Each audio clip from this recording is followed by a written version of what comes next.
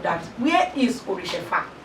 Fortunately, when I called the guy, I spoke with him. He said he's going to show me his farm. We got there.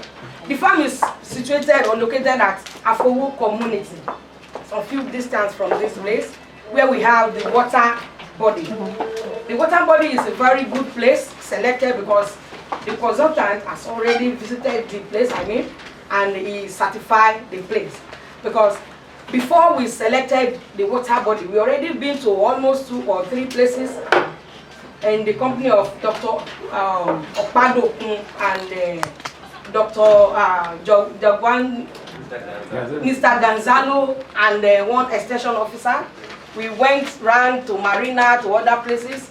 At the end, we came up with the site that we selected for Orisha farm, that the place is the best place to select, and it will be best for the culture, for the cage aquaculture. So thank you very much. That is just the brief that I have. The next person now, as we are here, we are on item number 1, 2, 3, 4, 5.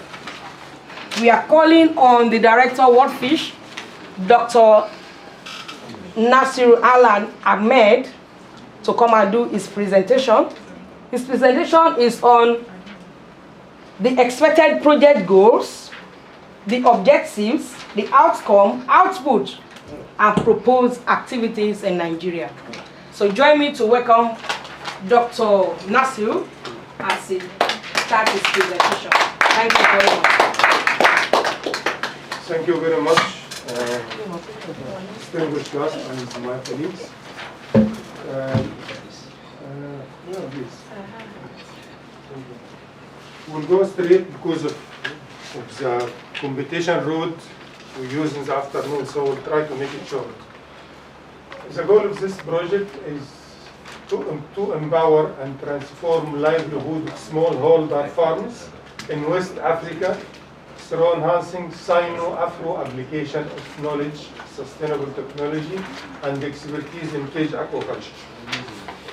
ProSCAWA is implemented in 2 countries, in Nigeria and in Ghana, and implemented in partnership with private sector in both countries, and focusing on promoting small-scale cages and small-scale aquaculture.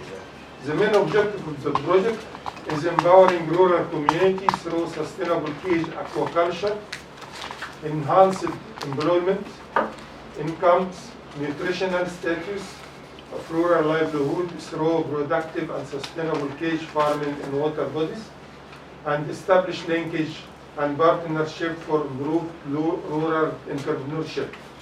Actually, yesterday exchange visit all of what we have done yesterday in contributing to the project objectives. So yesterday visit really was very, very successful. Project objectives. Objective number 1 is multi-stakeholder innovation platform forming, knowledge sharing events conducted, and aquaculture institution strengthened. Exchange visit we have done yesterday, this is part of knowledge sharing. Objective 2, cage culture demonstration site constructed, cage culture experimental trial conducted, climate smart technology demonstrated, and West Africa farmers trained in new cage culture technologies. Objective 3, aquaculture entrepreneurs linked to financial institutions. So in future, link farmers to financial institutions to get credit for operation. Regular fish market information provided.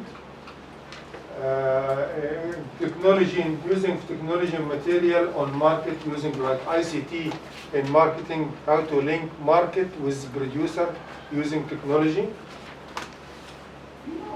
And this in future could help not only on marketing, could be used in extension material, could use in many aspects, and business to business linkage facilitated. Expected output from the project: optimizing and piloting of aquaculture technology system, testing of water efficient culture system, formulated of quality fish feed through efficient use of local feed ingredient, testing and utilizing of genetically improved seed. And I'm happy that yesterday many of our colleagues was talking about the genetic capability of the fish and genetic limits of fish growth. Capacity building of arid area and aquaculture. Capacity building of national aquaculture researchers and technicians. I believe, as I see, the capacity already there with our colleagues in Lagos Fisheries Department. They are very well qualified, so there is no effort will be done in this point. Support curriculum development for national training institutions.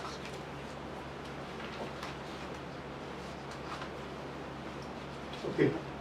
As a technical person, I tend usually to give some technical slides about the topic we discussed. So, cage farming could be established within a lake. It could be small water body like a lake, or it could be in a big rivers. But the point is how to also it could be in open sea, and this is well established in Atlantic Ocean. But the point is how to make cage farming sustainable. The real example we have, this is cage farming in Nile River, in far north of Nile River in Egypt. And this is one side of the river. The same is in the other side. So if it's not well designed and licensed, well regulated, cage farming could convert into environmental damage or environmental pollution. So we need just try to turn your attention to lesson learning. The experience we have in Egypt. Cage is not well developed, could be a disaster. What happened after 10 years, 10 to 12 years, farmer in the first few years make a lot of money from cage. And cage product quality is better than far tilapia bond quality. And actually they sell their fish at the time there is no fish coming from the farm. So they're making better price. But after a while, because of plenty of cages and misconduct of feeding, some of them, majority using high quality feed, but some don't.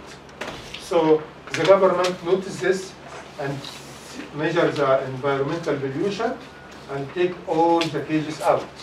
All the people gone out of the business after 10 to 12 years. So the good lesson now we are in start, so we need to have something sustainable in sustainable way. This design showing what we call high density, low volume cage. This is quite a sustainable way to develop cages. Cages could be smaller size and could be larger size. The sizes vary from location to location and according to water body. But the most important here is one cage on, one cage, one space off. So give distance between cages and allow all cages to reach water current, so that make oxygen level in all cages is the same. That makes sustainable productivity from the cages. If we turn back to the cages, we see that cages, fish in cage 1 will grow better than fish in cage 2 because the water current. At the same time, if the cage size is quite big, not all the fish will enjoy high quality oxygen or good quality level of oxygen. So this is sustainable cage technology developed in Southeast Asia, supported by USIC, United States Soil Export Council, and this helped to reduce eutrophication in water bodies on long run. And it's important to keep distance between cages to allow ammonia ammonia or salt waste to be removed and oxygen to build up before water goes again to the following cages. So this is what I try to share with you. Also, another point is genetic selection. genetic selection lead to higher growth rate. So it's important to use genetically select species. So because this allow you to produce fish higher yield and reach market size in faster way. Feed management. Most of cage farmer in Egypt, when they started, there was only the common at this time was pelleted feed. And they used demand feeder with the pelleted feed. But unfortunately now we have floating feed, which is working very well and well established in many parts of the world. You can use both, but it's matter all your concern how much money I'll spend from each type of feed to produce 1 kg of fish. So always make your calculation. To produce 1 kg of fish, how much money will spend? So the better feed will make you spend less and will generate less waste to the environment. So this is quite important, and I seen people yesterday are very clever and could have experience of what we are discussing here. Thank you very much for your attention, and looking forward to successful meeting.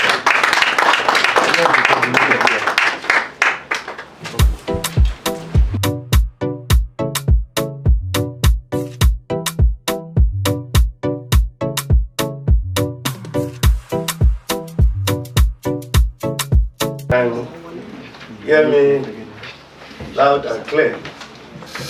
Well, I'm to talk about aquaculture production in Nigeria, production system and the constraints. As you can, as introduced, I'm Akitola Shehu Latunji.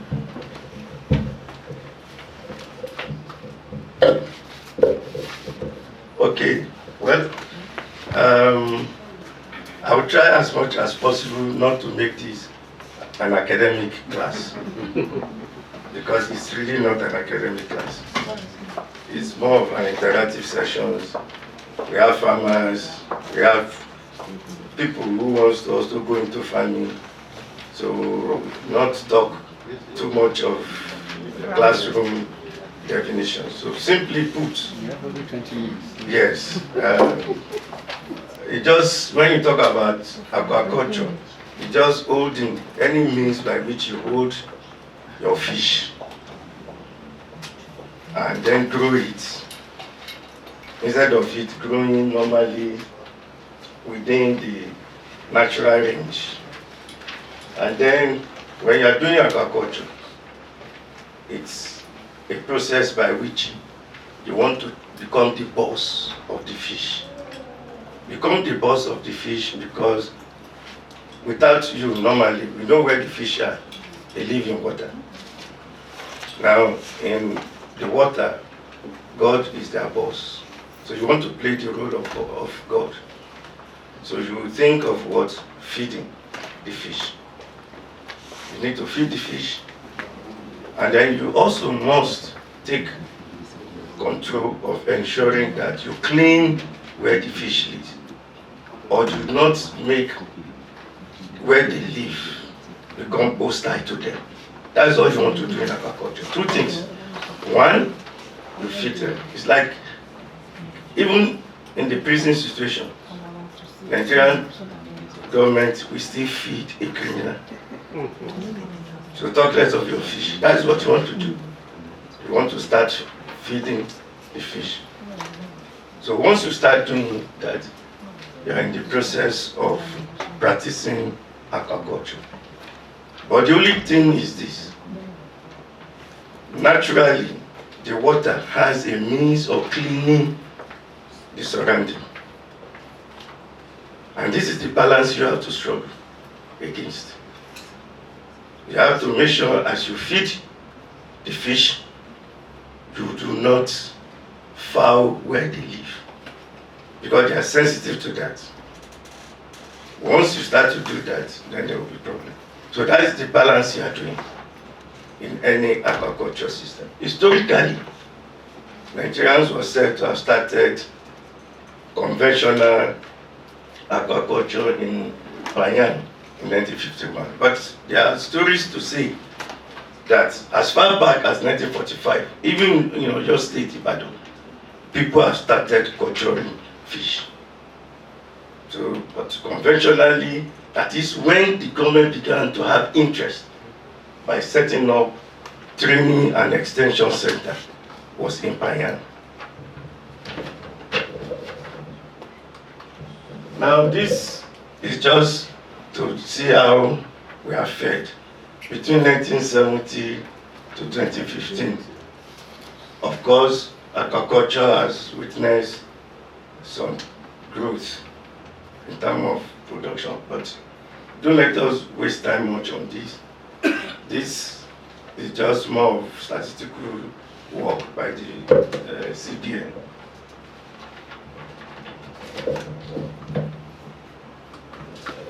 Now, this is a very important thing for us, because aquaculture is not the only means by which Nigeria gets its fish. There are fisheries, those artisanal fishers who go to the sea, the marine system, the laguna system, the freshwater system to catch fish. When you see the trend between 2008 and 2015, you see that there's a decline in what is being caught in the artisanal system. Naturally, that provides opportunity for aquaculture. And then you see that in aquaculture, it has moved between 2019, that's percentage-wise, in terms of total local fish production. It has moved to 30.8. And that will give kudos to many of the farmers, the fish farmers, for their effort and the effort of the government to promote the aquaculture as an alternative or as a supplement to the conventional fishing, which drives the fish production in Nigeria. This statistic is from the Federal Ministry of Agriculture and Rural. Yes, this is the area that I think is the main focus of why I'm here. Now, traditionally, people get to talk about the production systems. But you see, this is too much of trying to use the convention of registrar. Every language, every profession tends to build up its registrar. That is the language. So for me, the basis for a production system can be just three. One is the intensity and the activities around that production system. Like, I've said that earlier, anything aquaculture is a balance between being the master who provides for the fish in terms of feeding and in terms of ensuring that the place or the water is clean all the time. So if you decide to increase your production maximum, you can have your fish, just have the fish, go there, do little feeding or no feeding. Those kind of systems is called extensive system, where you're feeding, you are not feeding at high level. You are not monitoring the water because they're actually feeding is so low, so pollution is almost nil. You are still doing what is called extensive system. Then you could do what is called semi-intensive, and finally you do intensive system. Now, we could also talk about the holding structure. Where do you hold your fish? The fish can be in the open system, which is what we are talking about here now. Here, the fish in some system, like what we call the float, the rat, and then the cage system, you are not taking the fish outside the water. The fish is being cultured within a body of water system. And then you are feeding. But like I've said, you can, from extensive, you can move to semi-intensive, and then you can become intensive too, depending on how much of activities, how much of a boss you want to be. Then we could also look at raceway and pond. You have the closed system, which is called the RAS. Nigeria also has this system where, in this case, you are totally in control. You want to make sure that you are not depending on natural system at all. You are the one who is totally the boss. In the natural system, if you don't feed the fish has a means to feed itself. It depends on what we call the planting system, whether phyto or zooplankton. They will eat this. But in a purely circulatory system, the fish depends on you every time. And like I said, you don't need to do much of cleaning in an open system or semi-intensive system. In your RAS or the biofilter or biofloc-based system, you are totally feeding the fish, ensuring that there's no fouling the water. You must clean. Everything must be at. It must be on top. There is no room for failure, no power outage, no strike. Think of all systems that can break any system. You are not ready for any failure. You don't want any excuse. Because if extraneous factor comes in, there will be total failure. Unlike your open, semi-intensive, where you can, okay, you may not feed today, you may skip, or you may not feed intensively. In a closed system, which can also be said to be your intensive system, everything must be at. Then of course people come. Then we have the hybrid systems too, in terms of holding structure. Aquaponics is also fast developing. People tend to talk about aquaponics, where in this one, you don't want to waste water. You are allowing the fish in a system that they feed on some plants that are natural into that habitat. So you have the aquaponics. It's an hybrid of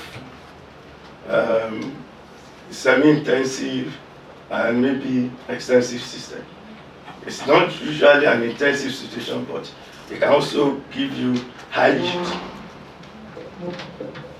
Then for the culture systems, you can decide to just feed, just culture your tilapia alone, or you may decide to culture tilapia with other the catfish and any other forms of fish. So they tend to call that to the production system. So largely, just to recap, the production system is a function of definition. It's like a registrar. In Nigeria, but in Nigeria, which one do we practice? We practice in terms of intensity and activity. I will classify our system largely to be more of semi-intensive and less of intensive system. But there are some couples of intensified farms that we know. I'm not promoting brands here. So, which are said to be closed system. like I said, you have the recirculating aquaculture system, which helps you in that wise. Everything is, you are the master. You must clean, you must feed and clean to make sure that you are not causing problem to the fish. Now, constraints to whichever system you practice, it imposes its own, each system has its own advantages and disadvantages. In terms of cost, if I ask any of us here, which system do you think will give you fish, but at a very low cost? Which, in terms of intensification system, I think everybody will say the extensive system, where you are not feeding. Just put the fish in the water and the fish will grow. But of course, your yield is also low. What you take home is low. And then we talk about the extensive system or the semi-intensive, which is the one most small holding farmers practice. They practice the semi-intensive, which are done in maybe open, sometimes in the open system or sometimes in the semi-closed system, like your pond. We all have ponds at our home, heating ponds, concrete tanks, all forms of semi-open system are now available. People can build, you can ask your carpenter to construct a cage and put your anything that can ensure that the water stays. We practice that one. So, but the yield is always low. Now, when we talk about the intensive system, where the yield is correspondingly higher or highest, then you still talk about constraints like this.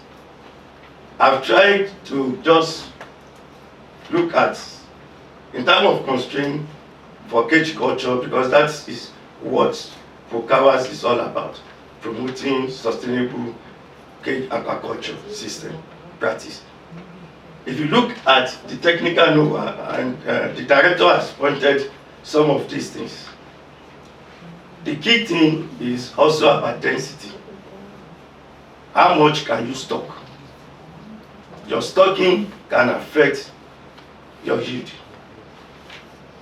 You also look at your nutrient load. That is one of the challenges we still have. People who do not understand nutrition in aquaculture tend to formulate feeds that ends up producing high NPK, nitrogen, potassium, phosphorus, and throw them into the water. What does this do? What does this do to your structure? It only, instead of fishing the feed, your fish that is of primary concern, you are stimulating growth, algae growth, or natural food growth outside the cage. So it leads to economic loss. We are still grappling with this. We are grappling with it. Then we also talk about your diet being fouled, like also because of high nutrient load. And then the current and drifting of debris. We know that the West African coastline suffers from water essence and other form of aquatic weeds, which are pollutant. If you are not careful, all you do is to bring them into your cage. Some can be powerful, they can tear the cage, destroy the cage. You can imagine mass of weed being thrown consistently at any structure. It will definitely weaken the structure and it gives up. Genetics is a big problem. Genetics as a knowledge, we are still grappling with it. Not all the holding structure you use for a particular species of fish is a function of adaptability of the fish itself. Some fish require high volume water to culture them. And that is one of the challenges we need to grapple. People have said fish such as your late Niloticus, you can't bring them to your pond, it's not going to grow. But when you throw them into this kind of cage system, so the cage system afford, maybe it's also an answer to the quest by Nigerians to diversify the production. Because all of us know that here, a major product is catfish. Tilapia is fast coming up, but for one thing or the other, Nigerian aquaculture production is dominated by catfish. And it's because we have not been able to look at which fish will do well in a particular holding structure. So we need to grapple with that. Poaching and vandalism is common to all production systems. It's not restricted to the fish farmer are most unlucky when it comes to poaching and vandalism. If you try to enter into the poultry system in the night or any time, the noise of the chicken is likely to give you away. But fish do not make noise. So you may come overnight where you are thinking you have 10,000 fish, or you have counted 10,000 fish in your cage, or whatever holding structure, and you go home happily, and it is harvest time. Even if you have done everything right, people could have come overnight and reduce your 10,000 to, if they leave everything behind, fine, you are lucky. It may be disastrous that you go home with nothing, because the fish will not cry. Don't forget, you have been a good boss. You have fed well, you have monitored them. So they are happy, they will think you are the one coming to take care of them again. So we need to talk about poaching and vandalism. Then funding, the director has said that, and I think one of the deliverables from the ProSCAWA's project is to link the farmers to credit institutions so that they can start the Orisha farm. There are still small holding structure. Small holding farm can then becomes to compete with the big farms over time. So we are still struggling with this. And even as we struggle with it, one of the things that make funding difficult for us to assess as farmers, fish farmers, aside from the tendency of the federal government to support crop-based farming and livestock, is the fact that most of us we do not keep basic records, farming records. We do not keep it. We just feel, okay, just throw it, we don't need to water, maybe because we rely too much on nature to take care of the fish. But you must also do that. We don't keep records. So I would advise us, let's keep records of what we are doing. And as early as possible, let us go and register. Many of us we practice aquaculture in one way or the other, but we do not have them as a registered organization. They are not a registered company. You are just doing it, but you are not registering it. So when you don't register, the government does not know you exist. And then when they are counting, time of number matter. We have to create the critical mass. If you don't create the critical mass, then there will always be challenges. This is especially for the youth. I want to encourage Orisha's farms to continually talk to the youth. I was speaking with my final year students, and I said, on this disband SARS, and I said, beyond disbanding of SARS, you think I'm happy coming to class, teaching you, and then graduating you, and not knowing whether you are going to be employed. Adding to the unemployment market in the country. You think I'm happy? Let us strengthen them. Let us encourage them to use that energy, that burning desire. Let's train the spirit of innovation, entrepreneurial spirit in them to turn that energy to employing this. And I want to congratulate Orisha. We have many of our products here. Yeah. Of course, I don't want to start promoting one branch, but I cannot but mention Search Farm. It's one of our proud products. So we then talk about stewardship. Yes, I think the director will need to help in this area. Stewardship is important in an organization. There must be people who monitor, who give, continue to give. We have the Valley representing the whole town. A system where there's no leadership will collapse. There must be a system that make everybody accountable. They are the ones who try to ensure that did you follow the rules?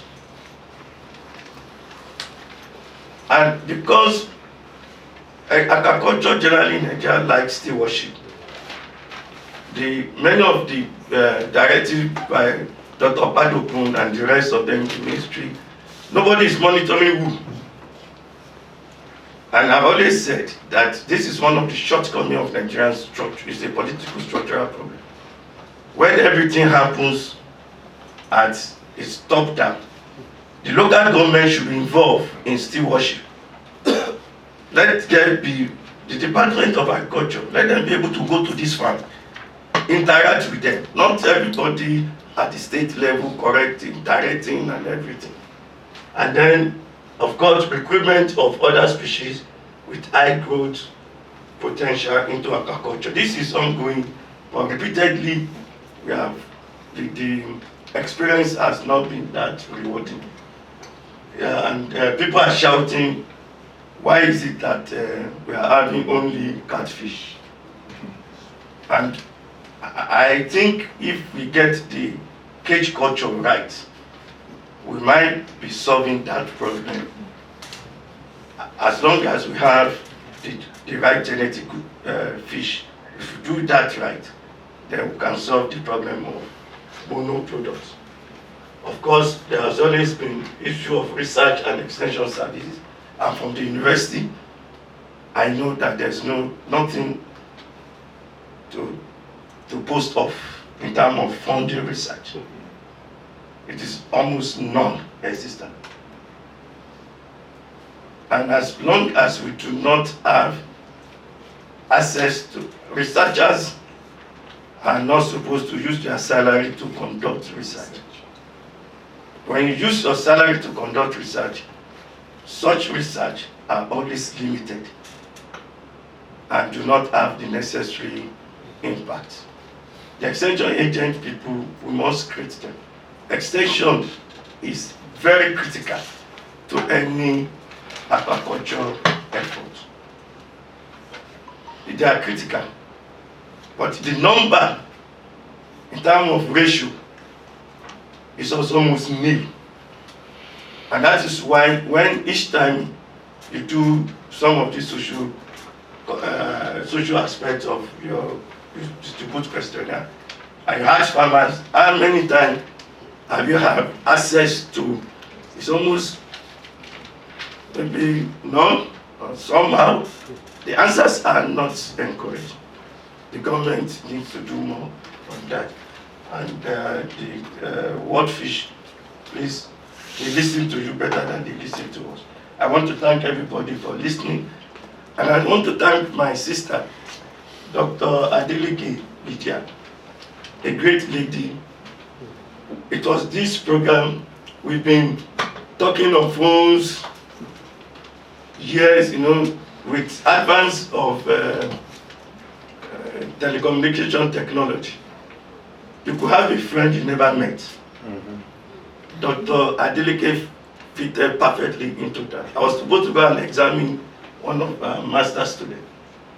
Last year, there was strike. The strike finished, COVID setting, and we never met. But we have been talking, discussing, and finally, eventually met because of this project. I want to thank him for this. Thank you very much, Prof. A dúpẹ́ lọ́wọ́ àwọn ọ̀jọ̀gbọ́n wa Akíntọ́lá fún ìdánilẹ́kọ̀ọ́ tí wọ́n fún wa láàrin ìṣẹ́jú díẹ̀ kó tó di pé ẹni tó kàn wá sí iwájú láti dá wa lẹ́kọ̀ọ́. Gbogbo nǹkan tí wọ́n ti sọ fún wa tẹ́lẹ̀ bẹ̀rẹ̀ láti orí ọ̀gá wa láti WorldFish ní Egypt, Dr. Ahmed, ó ní ìdí tí wọ́n fi wá síbi yìí fún ètò tí à ń ṣe lé níyì.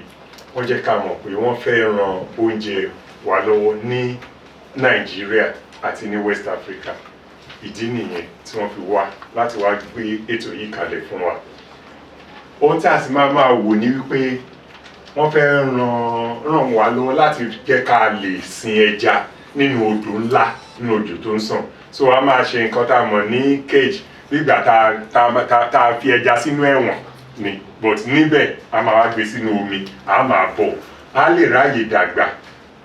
Ìgbàkigbà tá a bá nílò ẹja wa, a lọ kó ẹja wa.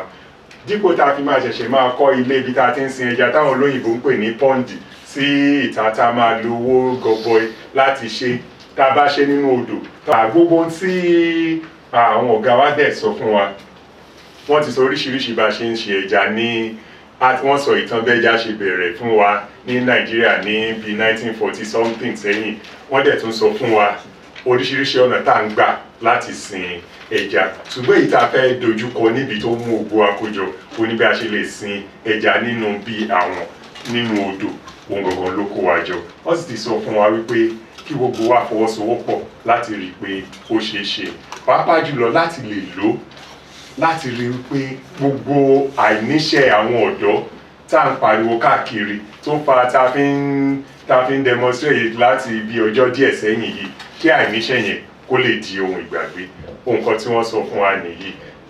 Láì fi àsìkò wa ṣòfò, a máa tó pe ọ̀jọ̀gbọ́n Professor Benedetta Fregene. Àwọn ní ètò kan, wọ́n á túbọ̀ wá dá wa lẹ́kọ̀ọ́ sí lórí oríṣiríṣi ètò tí àjọ àgbáyé tí wọ́n ti ṣe láti ran Nigeria lọ́wọ́. So help me to welcome Professor Fregene to the stage. Thank you.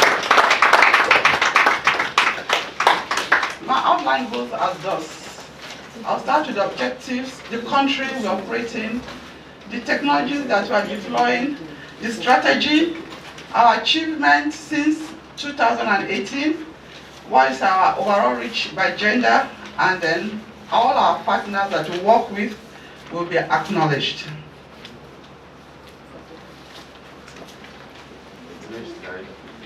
Objectives. The first objective of the third Aquaculture Compact is to create an enabling environment, for example, something like the right policy in place.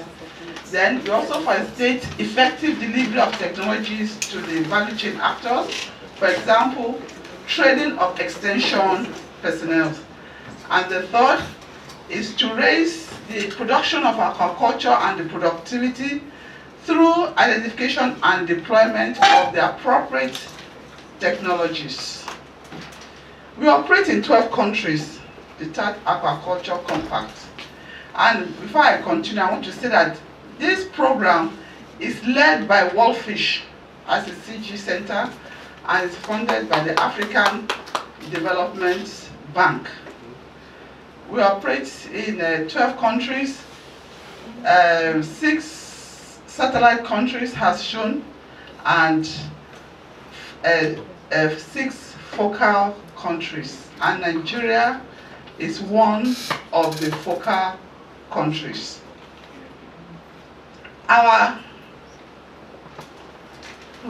Another step. Okay.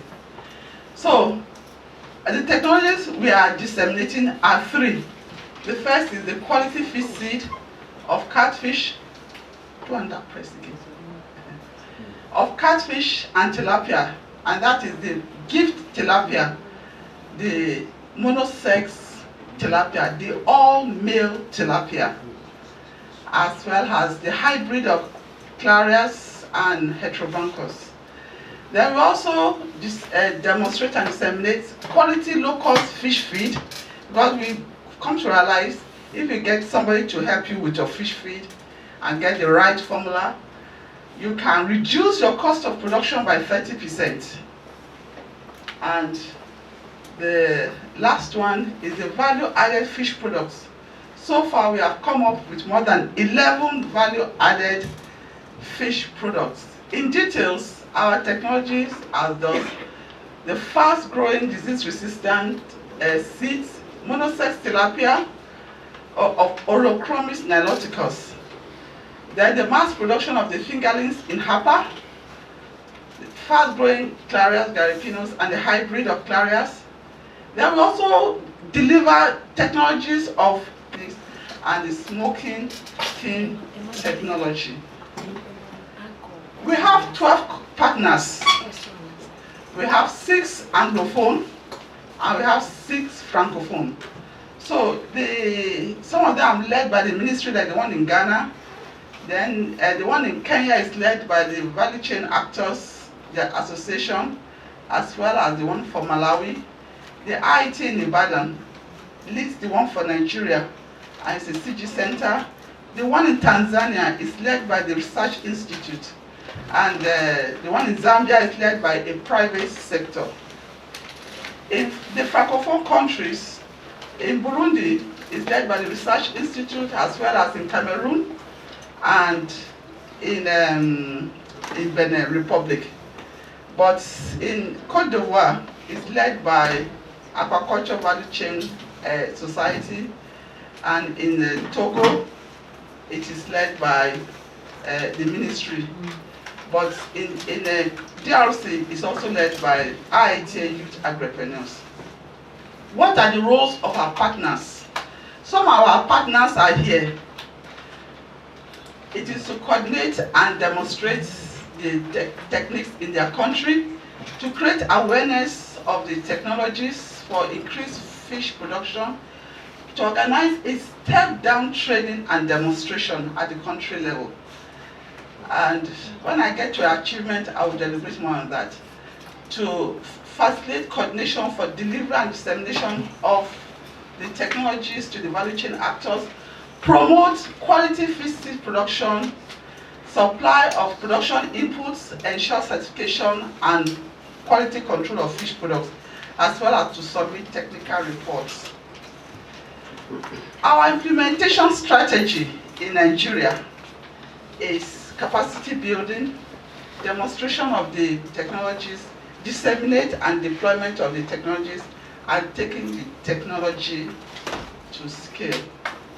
And we go into institutional arrangement by identifying the lead partner. And then when we identify the lead partner, WorldFish enters into an agreement with that partner by signing an MOU. And then we also monitor and we assess their performance. Please go to the previous one. I think this is Mr. Remy here. Is that not you? Yes. It's you. You cannot, I don't miss you. That next one. So this is our output so far. We have been able to support fish breeders in these countries with over 10,000 improved stocks for fingerlings, and to increase production in the 10 targeted countries. And so far, we have been able to achieve 78% of what we plan to produce in the 3-year program of 162 million, and Nigeria has the highest amount. And then we have also increased production and management practices through deployment of 12 aquaculture technologies in these 12 countries. Please hold on. That is Zambia, where they have been taught on how to produce monosex tilapia, and they have been trained, they are training this one on how to stock them in the ponds. And this is in Elmina, Ghana. We went with the president of Lascafan, Alaja, And the man in front here is the engineer from ISPRI on how to use the FAO Traoré smoking technique to add value. It's a technique that has very low PAH and is accepted in EU markets. And then this one is also value addition. I organized a step-down training in Lagos. Then we have also impacted over 20,000 value chain actors, and the beneficiaries accessing our technologies are 24,527. 88 demonstration sites have been established, and we have done more than 17 outreach campaigns and promotional activities. In terms of our direct aquaculture value chain actors reached, there are more than 253,367, which is 22% of the target that African Development Bank gave to us. So these are our participants from the 10 countries. This was in 2018. It was 2019 we went with 12 people, 12 countries, people from 12 countries. This is Dr. Nabil. Is a fish breeder in Abasa. And then this is Mr. Remy Ahmed's farm, where the Nigerian team organized the step-down training for the monosex tilapia production. And this is the training, a lecture room where the participants were having lectures in Abasa, Egypt. Then, a continuation of the output, we have increased production of fingerlings through the use of HAPA system and the use of probiotics. There has been a reduction of cost of fish feed among our partners using locally available ingredients. We have also increased consumption of catfish in the Republic of Benin, Cameroon, and Tanzania through value addition and product development. We have produced our fact sheet and 5 training manuals using the FARA guidelines, and they're under review by WorldFish. Actually, the one for tilapia, catfish seed, and fish feed have been reviewed by WorldFish. And I hope before the end of the month, we'll share with our partners. The ones that are yet to be reviewed are the ones for fish recipe and fish value addition. So this is the this fish cube, they call it, or those small fish shops by Republic of Benin. This one too is Republic of Benin, where they are doing the feed production. This one is Nigeria in Lagos. Now, when we look at the aquaculture value chain, you will observe that there are certain roles that are played by women and certain roles that are played by men, and there are different reasons for these things. You see, the ones that are red are mainly for women. That is the fishmonger, middlemen, processors, and retailer and marketer. But the focus of TAD is to get at least 30% of the female folks to be involved in other parts, like fingerling production. We have very few women who are into fingerling production. And I hope that Orisha farms, that by the end of this project, we have involved more female youths to be part of the production system, as well as to teach them how to do fingerling production. And in terms of export, we have some women who are also in export. Some are into input, they provide input by marketing fish feed, but they are still quite low. So I hope that this project will encourage more participation of the women and the female folks. The next one. So in TAD Aquaculture Compact, we have promoted gender-friendly technologies. We are very particular about, you know, 2 of us are women. It's intentional to make sure that women who have always been sidelined, they are supported. Successful farmers or investors like Mr. Remy, Sedge, where is that your name? Sedge. They are supported by women, yes or no? Yes. Without the support of those women, you people will not meet that success. It's true. You see the way the wife is doing the value addition. If not for that woman, middle men will carry that man's money away. You can say that again, man. Yeah. See, he can tell you testimony. So, Orisha farms, or what? You must ensure women, if possible, 50-50. You understand? Yes. 50-50. So we have the smoking kiln, which reduces exposure to smoke and fire. It is easy to operate and it has low pH. Where is this? Yes, sir. She did her study in that. Then you use the solar tent dryer. This is Mrs. Joyce from Zambia. She has her own solar tent. It was TAT that helped her to set it up. And here she does her fish and she dries it. And she also has other forms of value addition. And that is Bumi. She also has her own business. Her husband is a farmer, is a fish producer. You know this lady, let me tell you a story, women. This lady, she's our student in UI. She was going out with one boy in animal science. And they got married. But this boy liked the way this girl was doing her fish. So, because this boy did nutrition in animal science, is now doing extruded pelleted feed. He fabricates the machine in Shasha there, in UA, in Ibereko, near IT, office bus stop. He fabricates this himself. He produces he collaborated with some artisans, and he produces the extruded fish feed. And they have their ponds, and she does the value addition. That is how business have come out of a love affair. You understand? You will never know where Orisha, what you will do at the end of the day. You will link people up with similar visions so that they will have sustainable business ventures. Ask Sedge Farm, he will tell you how he did it. Then there's this lady, she's a teacher in Oyo town.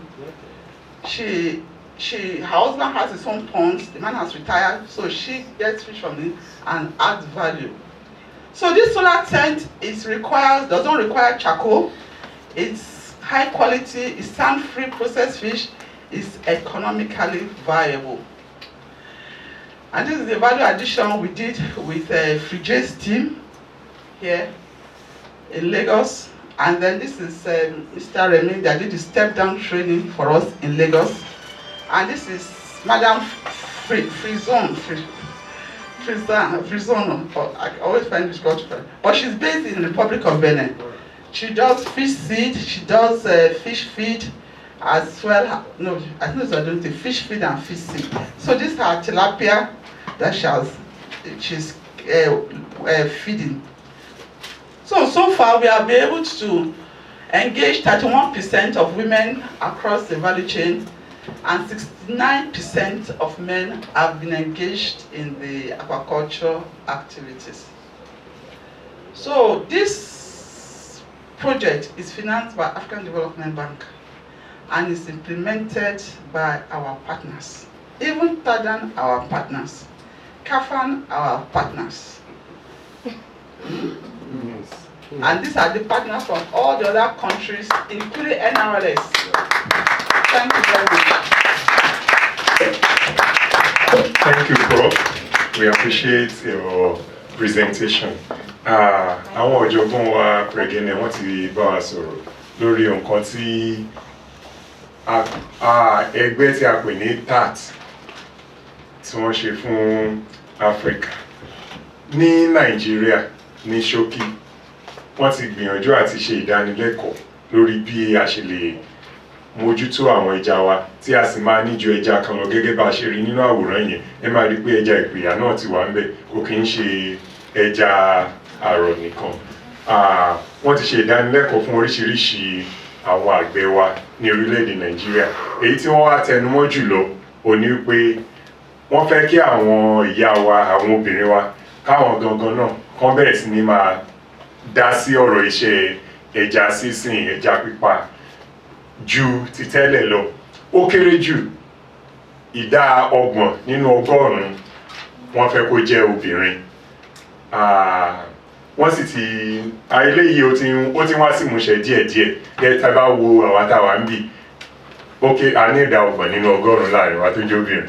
1, 2, 3, 4, wọ́n pọ̀ díẹ̀ náà. So I think wọ́n wá gba àwọn Orisha farm ní ìyànjú wípé bí wọ́n ṣe ń ṣe láti gbìyànjú láti ṣe cage culture, bá ṣe máa sin ẹja nínú odò, kán má gbàgbé àwọn obìnrin, kán rí pé obìnrin náà wà nínú àwọn ẹgbẹ́ wọn. A sì rí pé ẹni tó jẹ́ ọ̀gá wọn kì í ṣe òun nìkan ló dá wá. Mo ti róbìnrin bíi méjì tán fi ara wọn pa wọn wá láti Orisha farm. So nísìnyí a máa lọ sí ètò tó kàn tí ọ̀mọ̀wé Lydia Adeleke tó máa bá wa darí ẹ̀. Ẹ ṣé bí ẹ ti ń gbọ́ wa, á kú ìjókòó. Thank you very much. I just want to introduce what we have next.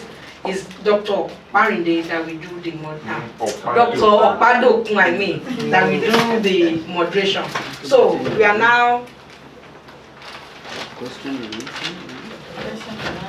on the item question and answer and discussion and project Inception launch. Like we all know, we are here because of this project, and the director of WorldFish is with us.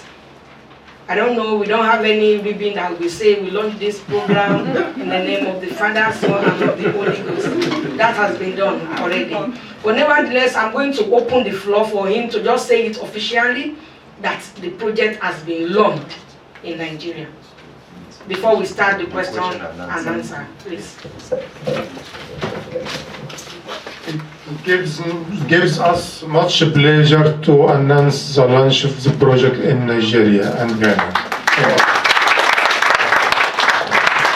Shukran. That is, thank you. Now, like what I said, if you have questions or discussion, because we have a few minutes for this, can we just see you by, you just need to signify by raising up your hands and we give you number. 1, 2, 3. Àwa tá ní ìbéèrè, ẹ jọ̀ọ́ ẹ jẹ́ ká nawọ́. Kó ìbéèrè yẹn lè jẹ́ Yorùbá, ó lè jẹ́ Hausa, ẹ má worry. Ó lè jẹ́ Igbo náà sir. So 1, 2. Who is number 3? 3. Okay. Number 4 sir. Number 5. We have 5 people. Okay. Baba number 6. I think that's okay. Okay. Okay. So ẹ yẹ ká lọ sí ìbéèrè wa. Number 1 sir. Yeah. Yes sir. Yeah, mine is not even a question, it's just like a contribution. We should appreciate our farmers here. Okay, sorry, please identify yourself before asking the question. I think I've done that already. Let me amend this my name. Okay. Like I was trying to emphasize on low volume, high density cages, and high volume, low density cages. Last year, has worked extensively on this.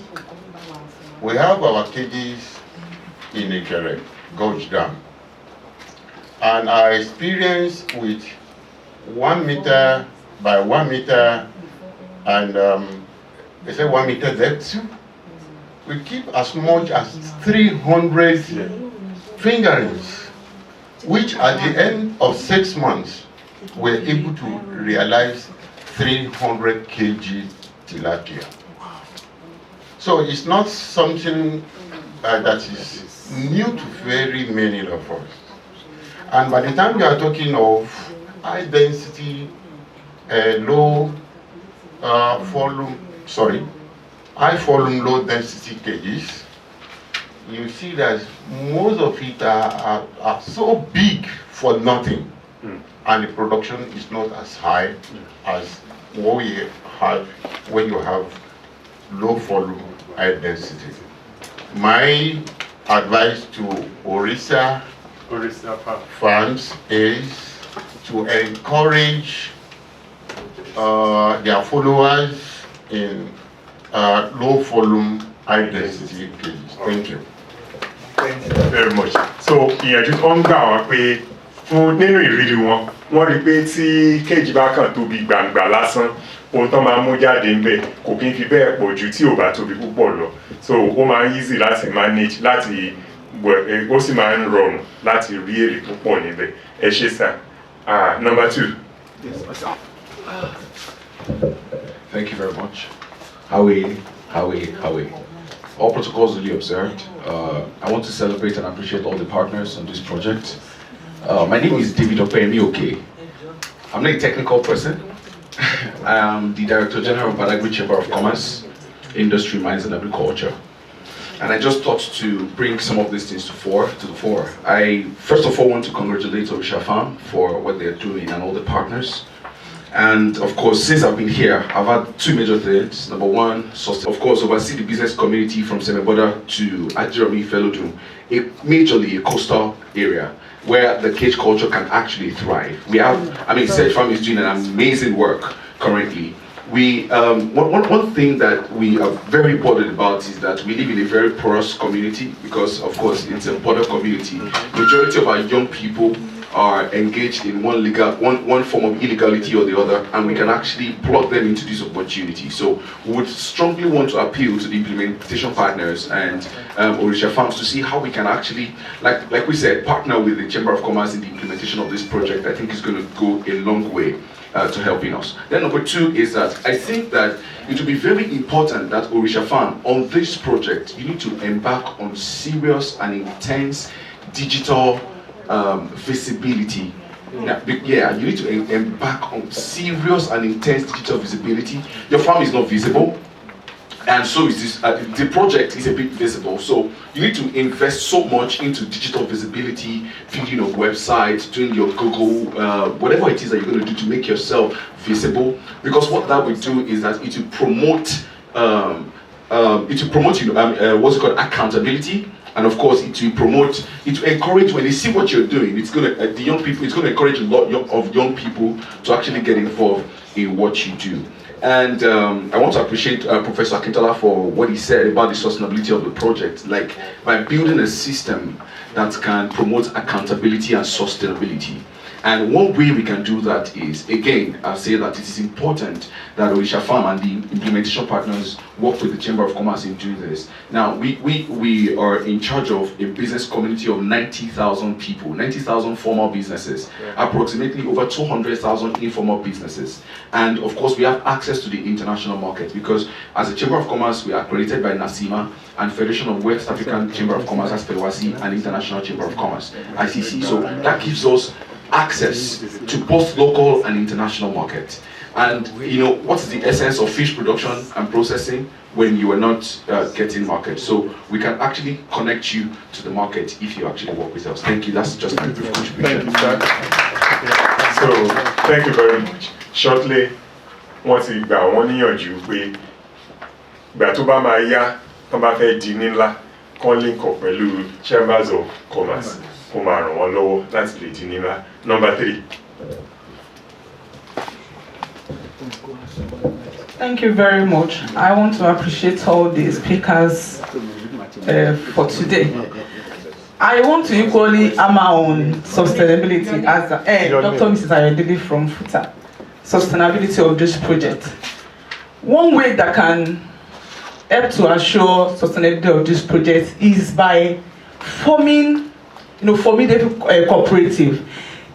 You may have to pay for people that will help to run this cooperative, not just the normal cooperative, because if it's well established, of course you'll be able to access some of these facilities like fund, and it will help to address this problem of stewardship that Prof mentioned. When there is a controlling body, these fears will be taken care of. Then one way to ensure sustainability again is to do some of these things in the local dialect. I'm happy that we are trying to do something about that here. But it's very, very important that these practitioners, some of them, they are people that don't even understand most of the grammars we are speaking in. So we should make sure that whatever we are doing, we take it down to the level of the practitioners.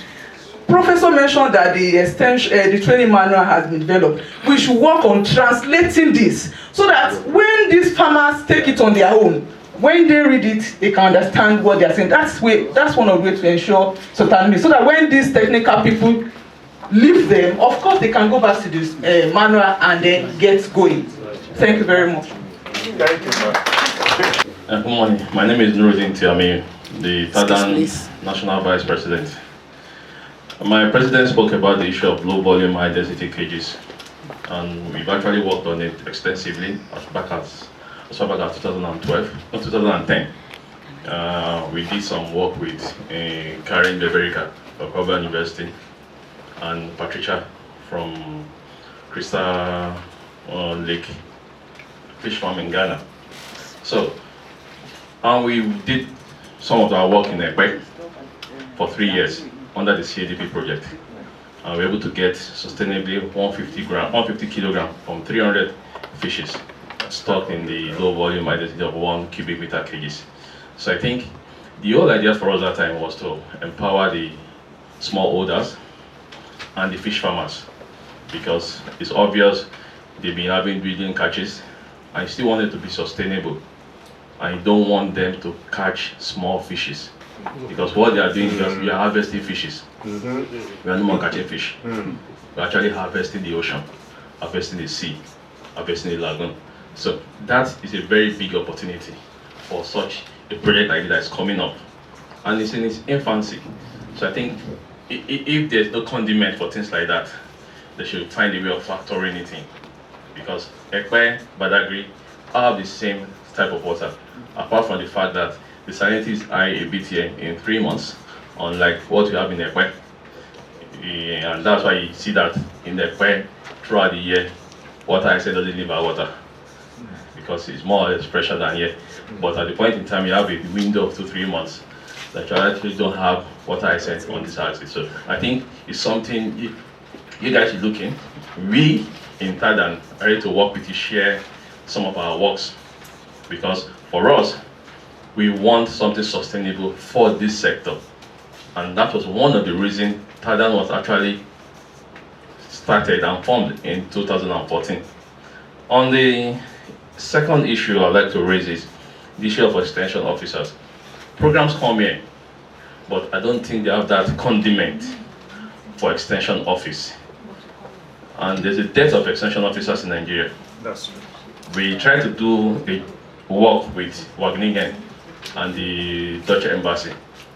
And one of the things we tried to do was have a model where we run a PPP program, and salaries of extension officers will be paid from extra yield and extra success of farmers within those periods. I think a condiment of that, a condiment of grants, can actually stimulate more of this resource to make it more sustainable. Thank you very much. Hey everyone, again, standing on the existing protocol. My name is Sejiro, the State Vice President for Fish Farmers in Lagos State. So I think the way it is, I'm much more interested in this project, because this is the way to go now from what is happening globally. I think fish farming or aquaculture is going to be the next big thing that can really replace oil. And I think we should handle it with every form of seriousness. We can make it actually more robust. And how do I mean? I think we need to make it involve more collaboration. I think LASU, all the research institutes, I think we can involve them more so that the project can be sustainable. Then aside from that, making it robust too, we need to look in the aspect of introducing new species. And from what is happening in Badagry on this corridor now, I think it's high time we have an aquaculture development center within this corridor. Seeing so much investment happening in the sector within this corridor, I think is due for that. Then finally too, I think we need to have an idea of what the quota is going to be like for the youth involvement especially. Thank you. My question, good. As cage culture, it's mainly in the ocean or what? Is a boat or ship a necessity? Ìbéèrè wọn ni wípé níwọ̀n ìgbà tó jẹ́ pé inú agbami láti fẹ́ máa sin ẹja tí a fẹ́ kó sínú àwọn yìí. Wọ́n ní ṣé kò kí ń ṣe pé a máa nílò ọkọ̀ ojú omi. Maybe I can quickly answer that. It depends. There are two ways to it. You either have a walkway. That walkway you will walk through it, like the one we did yesterday when we went for when we went on a field trip. You just walk on that to do your feeding and even for your harvesting. On the other way around, we have some that actually needs both. Like I was in Absalam farm some years ago. That one we were going, both the feeding, harvest, everything was through cage, but through boat. But it is much more easier when there is a walkway. There will not be fear of, oh, the boat can capsize, all those things. So, ó ṣeé ṣe kó jẹ́ pé a máa nílò ọkọ̀ ojú omi kékeré kan. Ṣùgbọ́n èyí tó rọrùn jù ó ní kí wọ́n ṣe ibi tí a ti lè rìn láti orí ilẹ̀ dé ibi tí cage wa wà. Thank you very much. When the Ministry of Agric is supposed to have an extension division, and the local governments too, they're supposed to have it. The duty of the state government is to assist and produce extensioners or employ that will do all these things. It's not actually the duty of Orisha farm to be looking for or establish an extension agent. It's not their duty. As so many things are working in this country. Number two is for us to have some units in the universities that will liaise with the extension group and create a center if possible. That's why it is working. In Kenya, I was with Asarika. A lady started Asarika in Tanzania. A very small group entered into the university, from there into the ministry. And then they formed a very good formidable extension listening. So if you are now at work, is this extension people that will now come and highlight what you are doing? Even the IFAD that our young man from Mines and whatever you call it, Chambers of Commerce. Yes, he should pay for that IFAD. He didn't ask for it. It's okay, don't argue about it.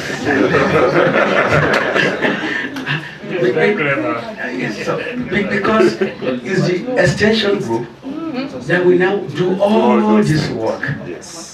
I was talking to Seth yesterday. I said, you see, when they're talking about Badagry, they won't show us all the things that we saw at the at his farm or at that light village. But this is the work of the extension agent in the ministry, in Lagos State, in Badagry local government. Thank you. I think my second name should be Mr. Extension, because since 1992 I've done no other work but extension, and I've risen through the ranks from field extension agent to block extension supervisor to a zonal extension officer presently. The problem is a general Nigerian problem.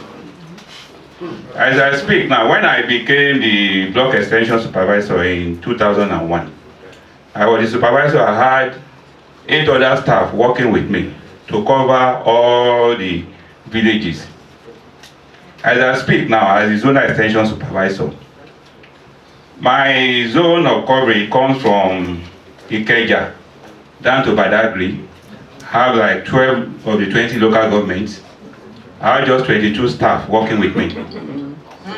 In Badagry, the Badagry division as we know it, of the 6 extension blocks that I have 3 in Badagry, 1 for Apa, 1 for Badagry itself, another at Ikoga.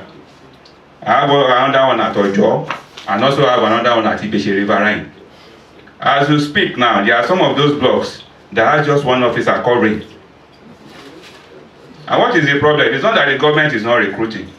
But most of the pros, you have a lot of work to do, most especially the trainers.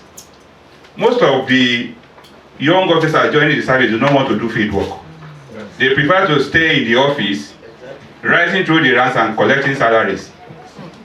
When I started this work, I was Adosho the boy. It was extension that brought me to Badagry. And I've lived all my life since 1997 in Badagry. But tell them now to come to relocate to these rural areas to come and do this extension work. You can hardly find people.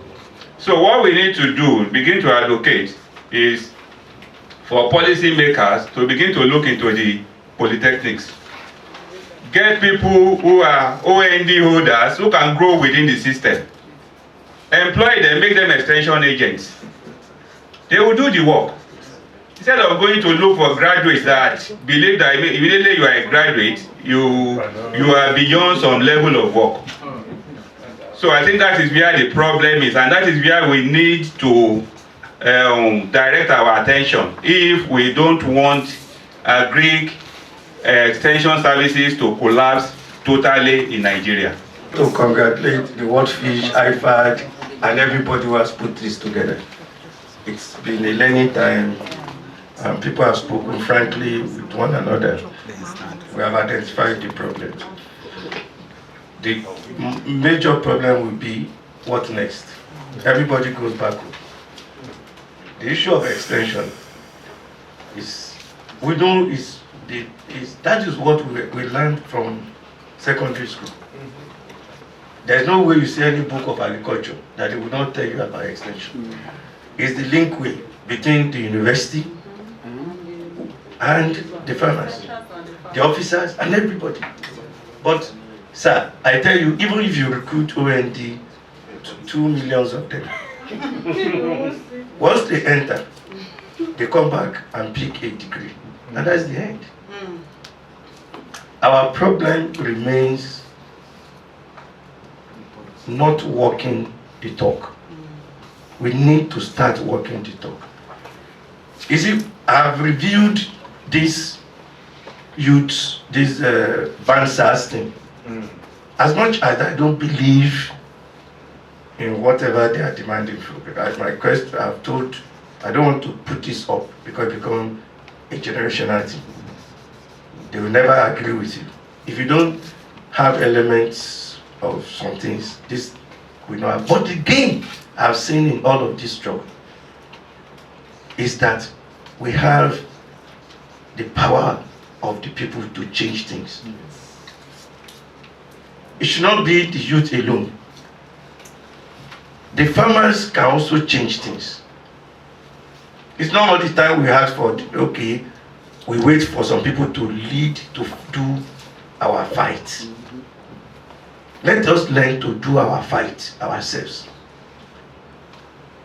Because you can't stop people from moving. If you hire an OND, you probably come and get a degree. And then you run, all of these things we are saying happens. People will always call you. But if we, as people, say no, let's fight. Let's do the fighting ourselves and say we want a change, particularly in the agricultural sector. Every phase, but fisheries is worse off. Nobody is talking on our behalf. You are neglected. No, nobody, they don't, for them, you have, what is the value of fisheries to the GDP? Nobody can say it.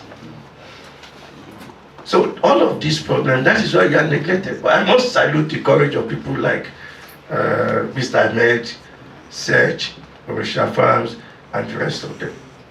But what I'm not saying you should turn to politicians, but let us be able to come together, strong advocates, form a strong pressure group, demand from Chamber and Commerce.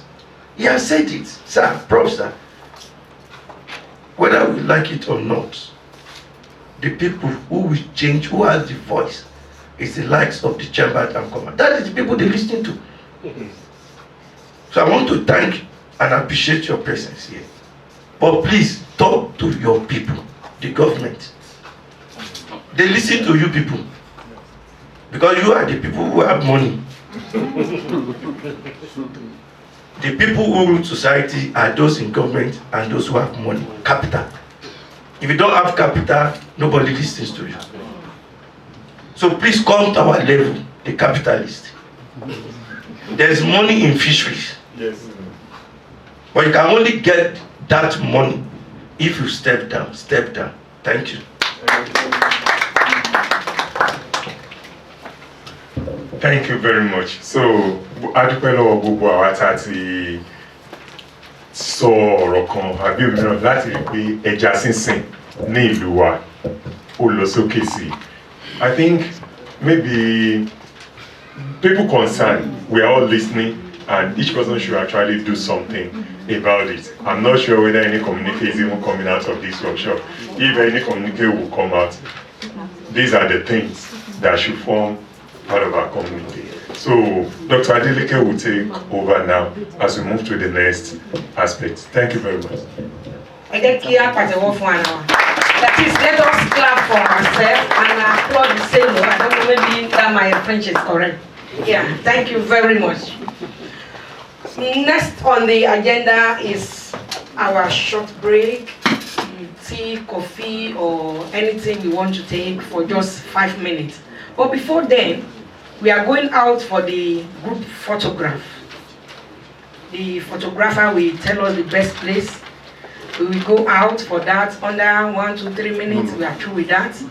And then we'll be on a 5 single roll to pick up our, what is it called, snack, tea break. In the course of that, you can do a little networking by at least exchanging your cards and the rest, maybe your address or business card or ID, anything like that. So we have just 10 minutes for that before we enter for the second part of this program. Please, let's clap for ourselves. Thank you very much.